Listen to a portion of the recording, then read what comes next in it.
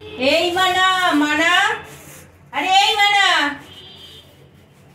সারা দিচ্ছিস না কেন রে?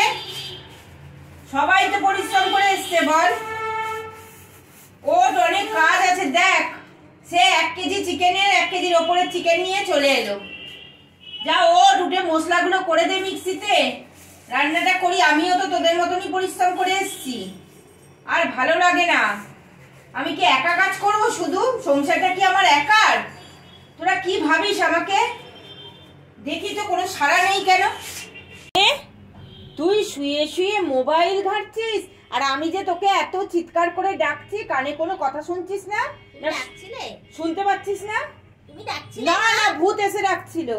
আমি সত্যি শুনতে পাইনি গো। এই ওট ওট ওট ওট, সবাই পরিশ্রম করছে। না না, তোর বাবা চারটি চিকেন এনে।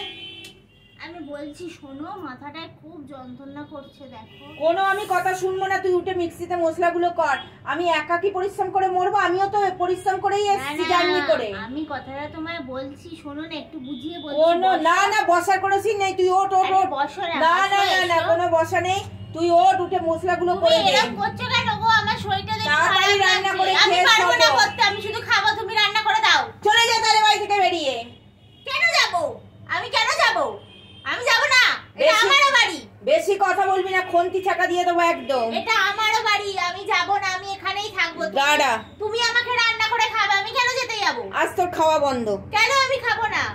100 বার